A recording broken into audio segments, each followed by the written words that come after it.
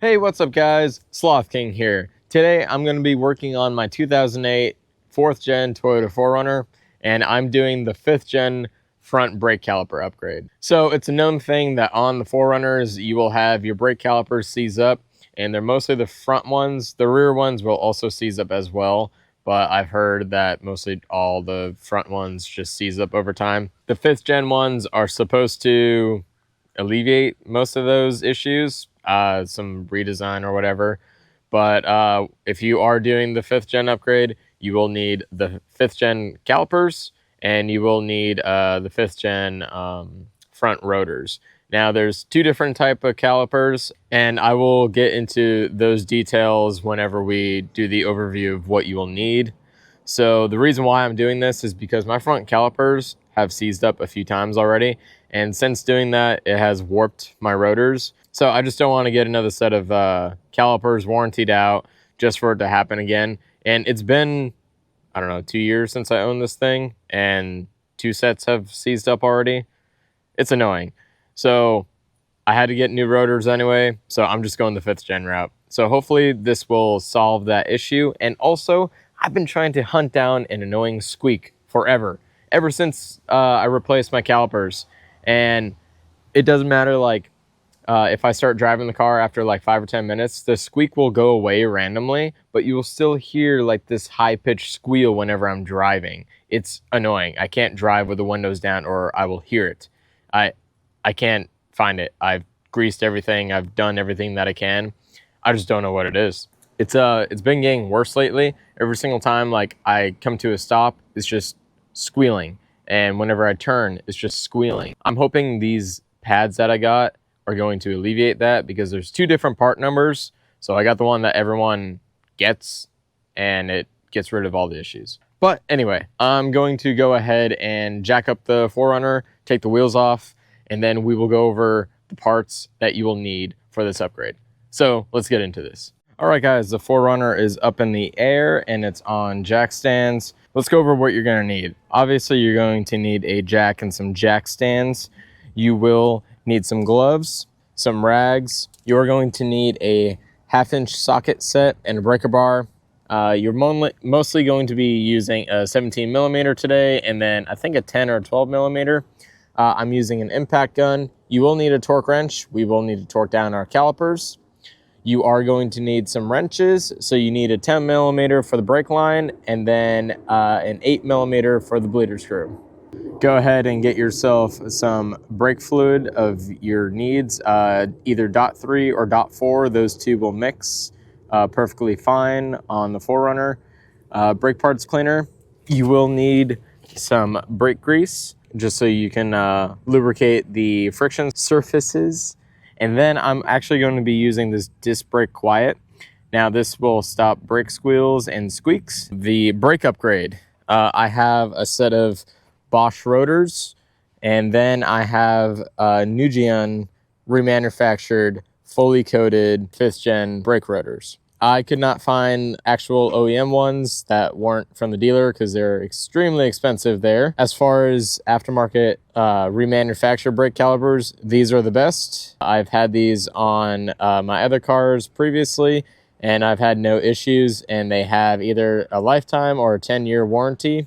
They are great. I will have the part numbers for both of these in the description below, along with the rotors. Now you can go ahead and get Advix. That is also a OEM rotor, or you can get the Bosch ones or whatever you desire. Now for the brake pads, I got these at the dealer, and this kit, this is the alternate part number. I will list it below as well.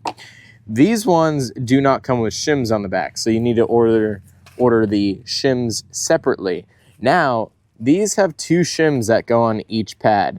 There's an inner and an outer shim that is supposed to greatly reduce the squeal and vibration that is caused by your brakes. As far as this kit goes, you will have to order the shim kit separately, and it does come with grease that goes in between each shim. So we are going to be going through that process. So anyway, let's go ahead and start taking stuff apart and get our new calipers and rotors on. All right, so the first thing that we are going to do is go ahead and start taking off all of our stuff on our caliper, and then we will start to remove the brake line. So there's a little pin here. There's a pin down on this side. Now I have 2 springs on here, but don't worry about that. Take the first slide out, take this one out.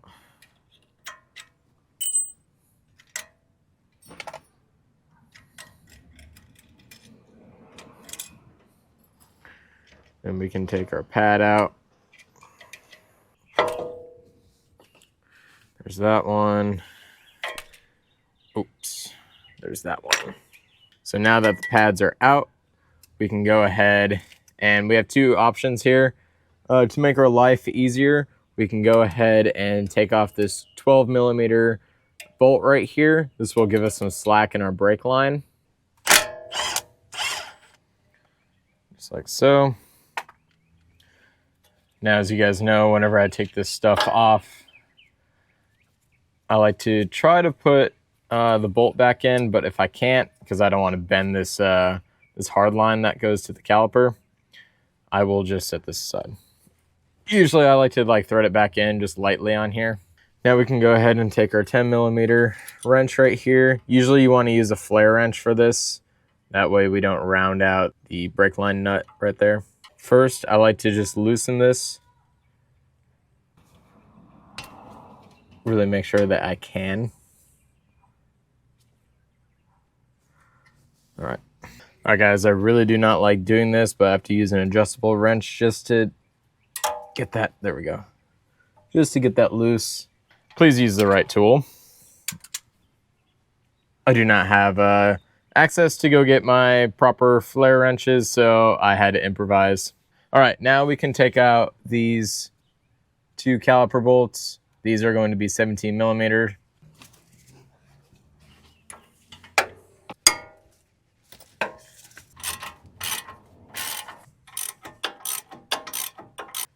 All right, now that those are loose, I can go ahead and take off this brake line. Now I do have this cool tool right here. This plugs the brake line so it stops it from leaking. So that way we don't have to rush to take everything out. We can take that out and pop this thing on. So that goes down there, and then boom. Perfect. Now let's take the caliper off the rest of the way. All right, now with that off, we can go ahead and lay the caliper in here to let the brake fluid just drain out. Now, let's go ahead and take the rotor off. There we go.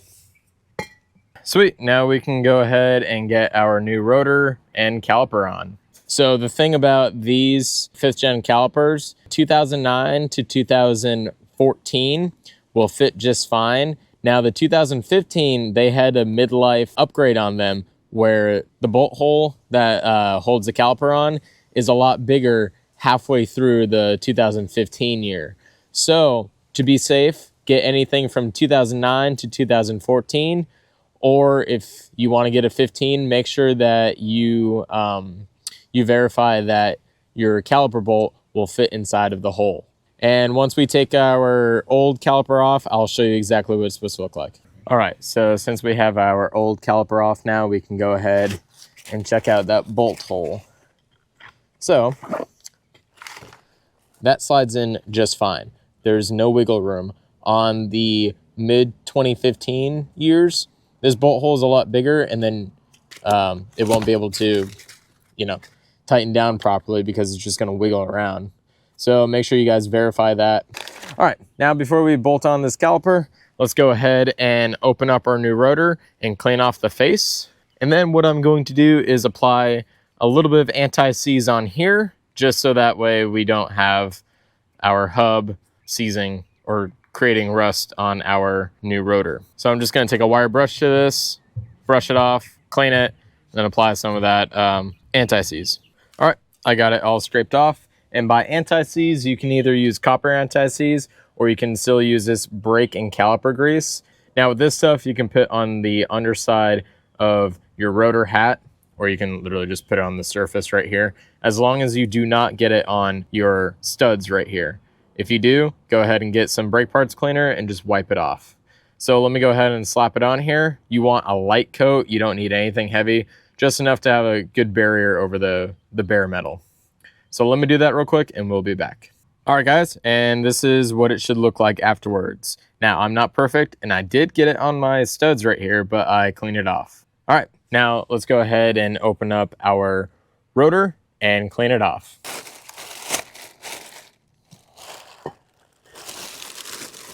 All right, these usually have grease from the factory on the rotor itself, so we just need to put some brake parts cleaner on it to get any of that off.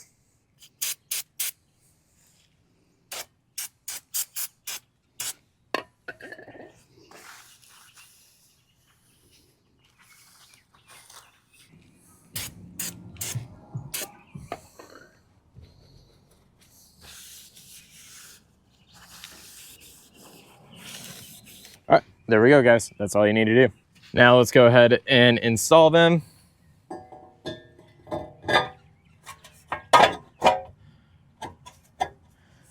We might need to bend our dust shield for them to fit on properly, since they're a little bit bigger. What I like to do is just put one lug nut on, just so the rotor doesn't fall off. Now, it's not fully seated, but this dust shield, we need to bend it here, and then I believe down over on this side. So let me go ahead and bend it, and then I'll get back to you guys. All right, so as you guys can see now, it does not make contact with it. So I had to grab my pliers right here and just bend that backwards. I had to bend this a little bit that way, and then just a touch over on this side. Other than that, I just pushed on the top part, and then the bottom part actually had plenty of clearance. Now that's all good to go. Let's go ahead and slap our caliper on and see how it fits. All right, the caliper is in place. I haven't torqued it down, but let's go ahead and verify that there's no rubbing, which there isn't. So now we can go ahead and torque this down to 91 foot-pounds and install our brake line again, and then we shall install the pads, and I'll show you exactly how those pads and shims go together. All right, I got the brake line on, and yes, the stock brake line will thread into here. Now, since this caliper is all the way coated, you might have a little trouble installing this brake line like I just did, but be patient and do not cross thread it. But besides that, it is all installed. Now let's go ahead and get our brake pads oriented, and then let's go ahead and get the new shims in place and throw these things on. All right, so with these pads, you're going to see some letters on the back of them. So on this side, you're going to see a C, and then you will also see a C on this other pad. And notice the ones with the C on it do not have any of the shims. But the ones with the shims, you will see A, and then you will see B. A will be for the passenger side, B will be for the driver, and then pad C will be on the outside. So as far as the shim kit, let's go ahead and open this thing up. All right, upon opening the kit, you're going to have some grease right here, and then you're going to have some blank shims. These are the outside shims, and then you're gonna have some darker ones that have grates on the inside. This is gonna be your inner shim. How you install this is that you coat some grease on the outs, like on both sides of here. You throw it on your pad, and then you coat the grease on the inside of here, and then lay it down just like that. And then that should help reduce any kind of squealing that goes on with these brakes. Hopefully. That's at least what this stuff is for. So I'm gonna do one for you guys to see, and then I'll do the other ones off camera.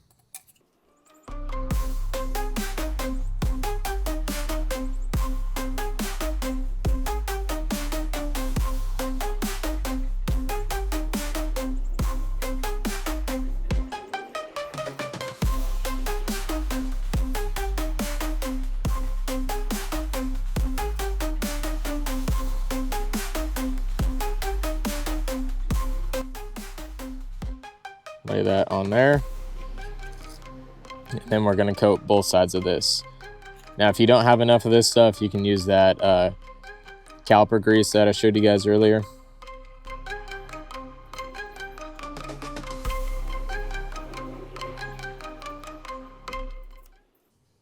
And then we're gonna lay this right on top of that one. Then apply grease on the backside and then install the pad. So I'm gonna do the rest like I told you, and I'll be back. All right, I have everything coated, and now we can go ahead and throw these pads in. So remember, on the inside, on the passenger side, the squeal indicator is gonna be on the bottom. And then let's get this one in. Perfect. Now I'm going to put a little bit of this on the guide pin, just where it kind of makes contact. You don't want a whole lot, just where it rests inside the metal. So this top one, the guide pin will go all the way through. This bottom one, we're going to start it and then put our clip in here. So we're going to have the clip sit like this with the ears on top of the brake pad. So that way our middle tab faces out. It's kind of hard to do it with one hand, so let me get this on and then I'll show you what it looks like. All right, this is how it's supposed to sit. We have our ears sitting on the brake pad itself. All right, and on these 5th gen calipers, you're going to have this longer, like spring looking thing. And then you want that lip facing up because it's going to go inside of this hole. And then there's going to be 2 little holes up here, and that's usually how it sits. So let me pop this thing in. Just like that. And yeah, now we're all secured. All right, now you can go ahead and bleed your brakes. And for the 4Runner, if you haven't bled your ABS, I did make a video on how to do it properly, but you do need a scan tool, so check that video out up here. And I also made a short on bleeding your brakes by yourself with just a bottle, and I will have that right up here as well. So I'm gonna go ahead and do the driver's side and then bleed the brakes. Alrighty guys, I got both sides done, and as you can tell, it is extremely dark outside, so that really sucks. But this looks extremely clean. Looks awesome. This Bosch rotor is super clean looking. But yeah, I don't have too much light to film my face, but that's okay. So I'm gonna go ahead and throw the wheel back on, get the 4Runner down on the ground, clean up this mess, and then we gotta go ahead and bed the brakes. So all that is going for a drive, getting up to a certain speed, applying the brakes, slowing down, and doing that several times. And then after that, our brakes should be nice and bed. And yeah, I'm gonna see if there's any squeals going on afterwards.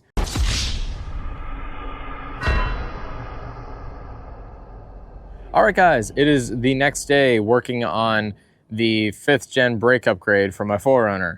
Now, it got a little dark last night after I got the other side done, and I was going to film when I went for a drive, but I decided that I wanted pure daylight to do it. But I went for a quick drive, and I kept hearing a little bit of squealing, and it's really bugging me because I went through this whole effort to try to upgrade this stuff and not have any squeals. And also, I noticed that there's a little bit more pedal travel, so I don't know if it's just because the pistons in here are a little bit bigger or if I did not bleed all of the air out fully. So I need to do that as well.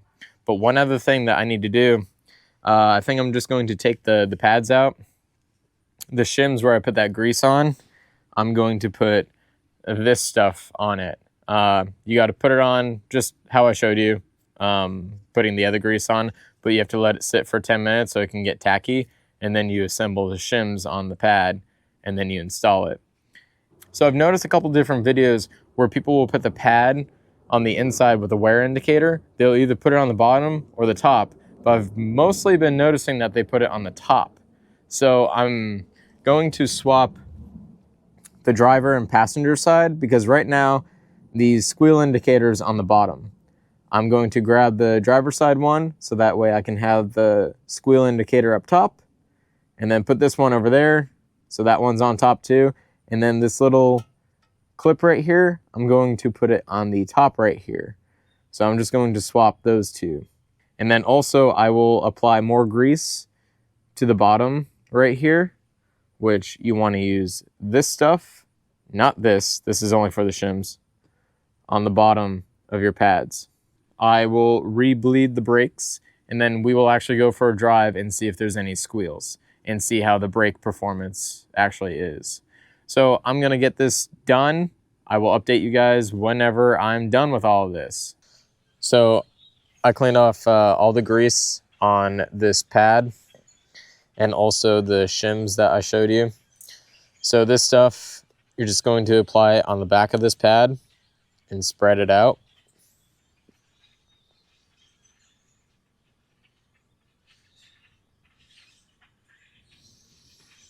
Want like a thin layer.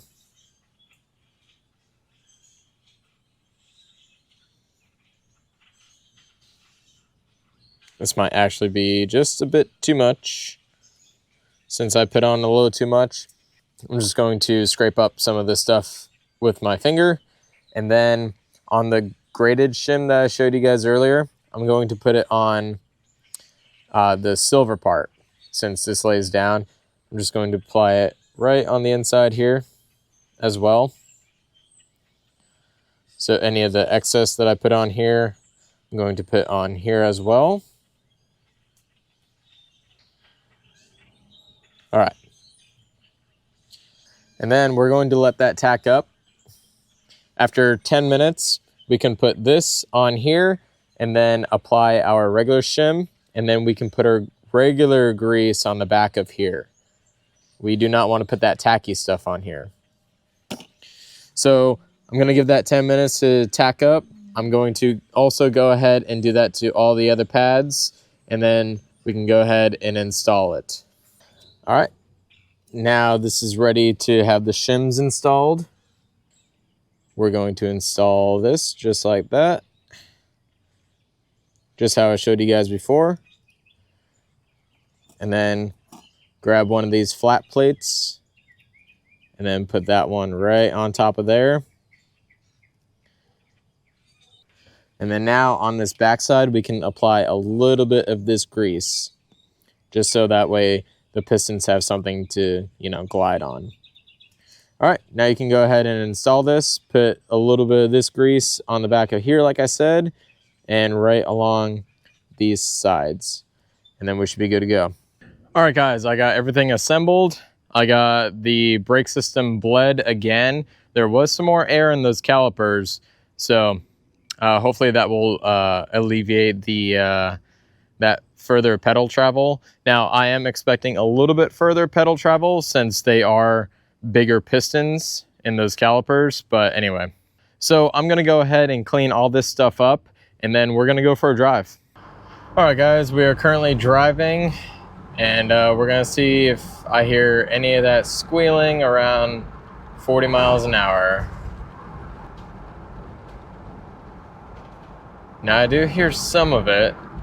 I wonder if I just have to break the pads in.